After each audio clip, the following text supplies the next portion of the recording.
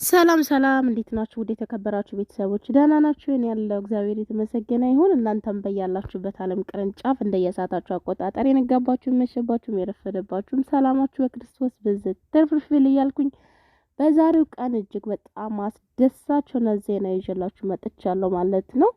ይሄንን አስደሳች ነገር ለሁሉም እንዲደርስ ላይክ ሼር ማድረጋችሁን አትርሱ ማለት ነው። በዛሬው ቀን ለመጀመሪያ ጊዜ እንግዲህ ሳውዲ አረቢያ አዲስ አዋጅ አውጥታለች ማለት ነው። የአዋጅ ምንድነው እንግዲህ በዝርዝር ነግራችኋለሁኝ። ግን ሁላችሁም ይሄን ቪዲዮ በላይክ ጀምሩት፣ ለሁሉም እንዲደርስ ላልሰሙት አሰሙ ማለት ነው። በጣም ነው ደስ ያለኝ፣ እኔ በግሌ በጣም ደስ ብሎኛል። ሁላችሁም ደስ እንዳላችሁ አልጠራጠርም።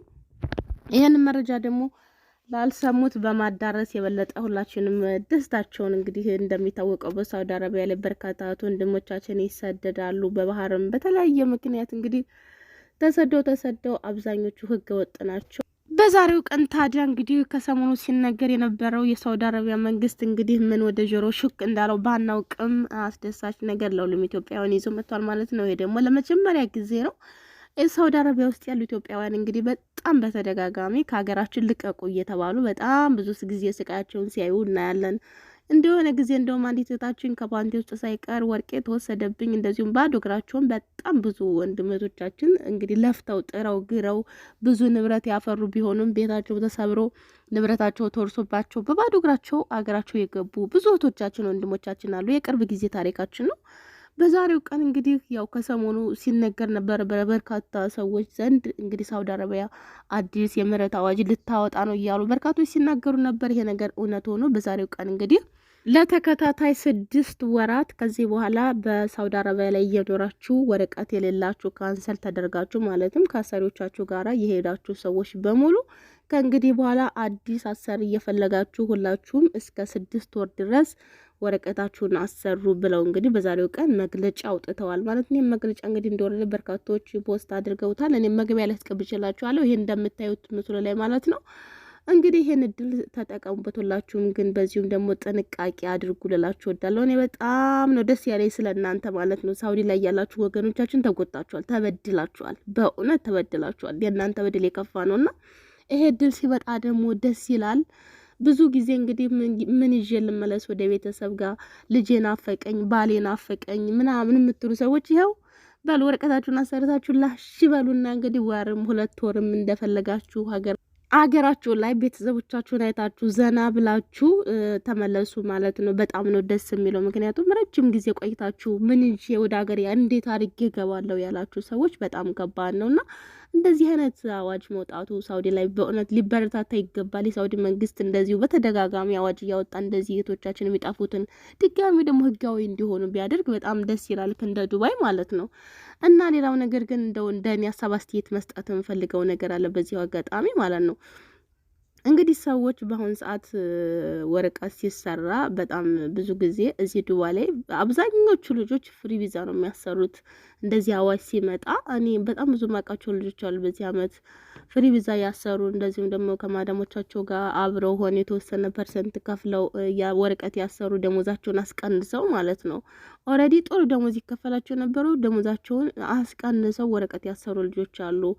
እንደዚሁም ወረቀታቸው እንደዚያው ሆኖ በ3 ወር በ4 ወር ደሞዛቸው ቃሪ ሆኖ እዚያችሁ መዳም ጋር በቀረው ደግሞ የሚያሰሩ ልጆችም አሉና በጣም ብዙ ነገር ታዝቤያለሁኝ። የታዘብኩትን ነገር ለእናንተ ለቤተሰቦች እስቲ ልንገራችሁ ብዬ ነው እዚህ ዱባይ ላይ። በእርግጥ ሁሉም ሰው የየራሱ አመለካከት አለው፣ የየራሱ አስተሳሰብ አለው። የኔ አስተሳሰብ ሌላ ሰው ጋር ሄዶ ይሰራል ማለት አይደለም።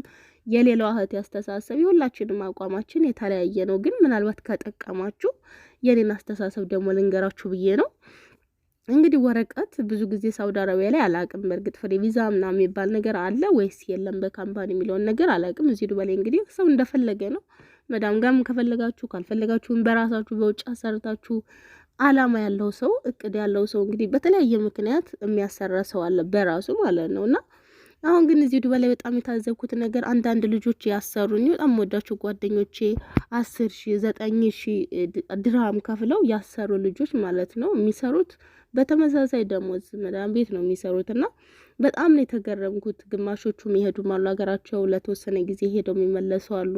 እኔ ግን እንደኔ አስተሳሰብ እንደው መመክራችሁ ነገር በእንደዚህ አይነት ሁኔታ ለምታሰሩ ሰዎች እውነት ነው። አሁን ሀገራችን ላይ 300 ሺህ 400 ሺህ ምንም ነገር አይሰራም ማለት ነው። ምንም እንደማይሰራ እናውቃለን።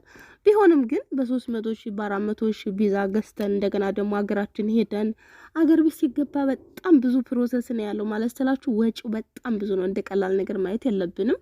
እንግዲህ 7 ዓመት 8 ዓመት ቆይተን አገር ቤት መቼም ጸጥ ብላችሁ አትሄዱም። የሆነ ነገር ጊፍት ምናምን ስጦታ ግዴታ ያስፈልጋችኋል። ሺህ የሚባል ነገር ይዛችኋል። ብዙ ነገር አለ መቼም ሀገራችን ስንገባ የምታውቁት ነገር ነው። ብዙዎቻችን የምንጨነቀው ለዚህ ነው። በቃ ሀገር ስናስብ የማይጨነቅ ሰው አለ ብዬ አላስብም። እና እንደው ሀገር ቤት ለመሄድ ብሎ ማንም ሰው ወረቀት ባያሰራ ደስ ይለኛል። ማለት ሄዳችሁ ለመመለስ ማለት ነው። እዚሁ ሀገር ላይ ግን ሰርቼ በቃ የራሴን ጸጉር ቤት ከፍታለሁ፣ የራሴ ልብስ ቤት ከፍታለሁ፣ የራሴን ካፌ ወይ የተለያየ ነገር የራሴን ነገር ኦንላይን ላይ ሊሆን ይችላል፣ የሆነ ንግድ ሊሆን ይችላል። ለመመላለስ ንግድ ያፈለጋችሁ ኢትዮጵያም ተቀምጣችሁ ሊሆን ይችላል፣ እዚህም ሊሆን ይችላል። እንደ ፍላጎታችሁ ግን እየተመላለስኩኝ ይሰራለሁ፣ ነግዳለሁ ለምትሉ ሰዎች ይሄ እድል በጣም ቆንጆ እድል ነው። ብር ራሱ ባይኖራችሁ ይህን እድል ማሳለፍ አለባችሁ ብዬ አላስብም። ተበድራችሁ እንደምንም ብላችሁ አላማችሁን ግብ ለማድረስ ወረቀታችሁን አሰርታችሁ በቃ መስራት አለባችሁ። ወደ አላማችሁ ሹፍርና የተለያየ እቅድ ያላችሁ ሰዎች ብታወጡ ብታሰሩ በጣም ቆንጆ ነው። ከዚህ ውጭ ግን እዚያው መዳሚ ቁጭ ብላችሁ ለማሰራት ወይንም ደግሞ ወረቀት አላት እንድትባሉ ህጋዊ ለመሆን እኔ ምንም ጥቅም አይታየኝም። እውነት ነው። ኢንሹራንስ አለው። ብትታመሙ ትታከማላችሁ። ሕክምናው በጣም ቅናሽ ነው። ብዙ ነገር በቃ የሆነ ችግር አለ ብትባሉ አገር ቤት ወደ ትሄዳላችሁ። እንደዚሁም ደግሞ ቤተሰብ እናት አባት ሄዳችሁ መጠየቅ ሊቻል ይችላል። ብዙ ነገር ጥቅማ ጥቅም እንዳለው ሆኖ ግን ጉዳቱ ያመዝናል ብዬ ነው ማስበው። እንደኔ አንደኛ ነገር ምንድን ነው አገር ቤት ሄዳችሁ ያላላማችሁ መመላለስ ብዙ ልጆች አሉ ማቃቸው 10 ዓመት ቆይተው 8 ዓመት ቆይተው በቃ የሚሄዱ እንደዚሁ እኔ እዚህ ቁጭ ብዬ ራሱ በተቀመጥኩበት ወደ 3 ጊዜ የተመላለሰች ልጅ አለች ሀገር ቤት ማለት ነው። በብር ብታዩት እኔ እምነቴን ነው የምላችሁ፣ እርግጥ ነው የእሷን ጊዜ ታውቂያለሽ ልትሉ ትችላላችሁ፣ ግን ዜሮ። በእውነት በጣም የሚቆጨኝ በጣም የምጸጸተው፣ ምክንያቱም ምንድን ነው ጥቅሙ? ትመላለሳላችሁ የሆነ ነገር ሳትይዙ በእድሜያችሁ ጌም እንደተጫወታችሁ የሆነ ቀን እኮ እርጅና ይመጣል። ብር ያስፈልጋችኋል። የሆነ ነገር አሁን በወጣትነት ሰው ተከራይቶም ቢኖር ምንም ማለት አይደለም። ብርም ባይኖራችሁ የሆነ ዘመድ ጋር ድርጅትም ይኖር ምንም ይሁን በጉልበታችሁ ትቀጠራላችሁ። የሆነ ነገር ብቻ ስራ ትይዛላችሁ። ማንም ሰው አይጣላችሁም። ጤና ካላችሁ፣ ጉልበት ካላችሁ፣ ወጣት ከሆናችሁ ማለት ነው።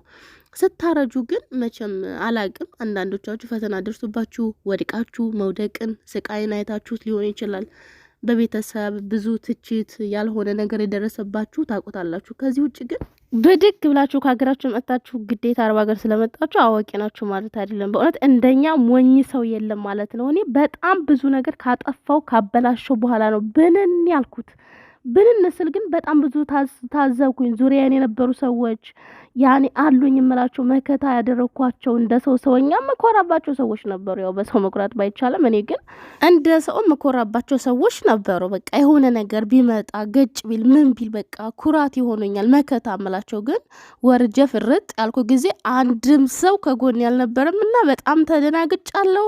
ከዚያ ለመቋቋም ራሱ በጣም ብዙ ጊዜ ነው የፈጀብኝና እንዳትሆኑ ተጠንቀቁ። ዙሪያችሁን የሚካሄደው ነገር በሙሉ እውነቴን ነው የምላችሁ። ግን አንዳንድ ጊዜ ውድቅ ካላላችሁ በስተቀር ሰው የሚላችሁን ራሱ አትሰሙም። እና የተረዳሁት ነገር ይሄን ነው። በራሳችሁ እስካልደረሰ ድረስ የማትረዱት በጣም ብዙ ነገር አለና በእውነት ጥንቃቄ አድርጉ። ጓደኛችሁ ስላሰራችሁ ወይንም ጓደኛችሁ እንደዚህ ስላረገች አረጋለሁ አገር ቤት ስለሄዱ እንትና እኔም ሄጄ እመጣለሁ ምን ችግር አለው 1 ወር 2 ወር እውነቴን ነው ማለት ምንም ጥቅም የለውም። ጠንቅቅ አድርጋችሁ አጣናቃችሁ የራሳችሁ አላማ የምትሉትን ነገር አሳክታችሁ በአንድ ጊዜ ሂዱ። አጉል መመላለስ እኔን ዘጭ ምንም ጥቅም አለው ብዬ አላስብም፣ እንደኔ አስተሳሰብ ማለት ነው። ጠቅልል አድርጋችሁ ሂዱ፣ ሀሳባችሁን አሟልታችሁ። በዚህ ሰዓት በነገራችን ላይ እንትና ምና የምትሉት ያ ከ7 ዓመት ከ8 ዓመት በፊት ታችሁ የመጣችሁ ሰው እንደዚያ ቁጭ ብሎ አይጠብቃችሁም። በጣም ብዙ ለውጥ አለ። በጣም ብዙ ትደናበራላችሁ። ኦልሬዲ እናንተ የምታወሩት አማርኛ ራሱ እሱ ጭራሽ ሊገባ አይችልም ማለት ነው። እና በጣም ብዙ ልዩነት ነው ያለው በመካከላችን እንደተረዳሁት ከሆነ ማለት ነው። እና ጥንቃቄ አድርጎቶቼ የመጣው ነገር በጣም የሚያስደስት ነገር ቢሆንም ግን ይሄ የሚሆነው አላማ ላለው ሰው ነው። እዚያ ቁጭ ብሎ መስራት ለሚፈልግ ሰው ነው የራሱን ንግድ የራሱን ነገር ማንቀሳቀስ ለሚፈልግ ሰው እንደገና ኢትዮጵያ መጥቶ በቃ ራሱን ስራ የተለያዩ ስራዎችን እየተመላለሰ መስራት ለሚፈልግ ሰው ነው እንጂ እንደዚህ መዳም ቤት ለመቀመጥ ጥቅም አለው ብዬ አላስብም እንደኔ ይሄን ነው የምላችሁ ጥሩ ቤት ከሆናችሁ እዚያው ቤት ቁጭ ብላችሁ ሐሳባችሁን አንድ ጊዜ ጥቅልል አድርጋችሁ ብራችሁን ይዛችሁ ወደ ሀገራችሁ ሂዱ እዚያው ጠቅላችሁ ኑሩ እላችኋለሁኝ እንጂ ወረቀት አሰርቼ ሀገር ቤት ደርሼ እመጣለሁ ምናምን ዛሬ ሳይሆን ነገር የሚታወቃችሁ ብንን ስትሉ ምንድነው ያደረኩት ለነገሌ ነበር ይሄን ያህል መስዋዕት የከፈልኩት እኔ ጎርፍ ቢወስደኝ ዞር ብሎ ለሚያይ ሰው ነው ካፌ አካፋፊ የስሮጥ የነበረው ብላችሁ በጣም ትደናገጣላችሁ ለማንኛውም መልካም እድል ይሆንላችሁ ቤተሰቦች እላችኋለሁኝ በጣም ደስ ይላል በድጋሚ እስከምንገናኝ ድረስ ሰላማችሁ ይብዛልኝ ሰላም ለሀገራችን ይሁን ባይ ባይ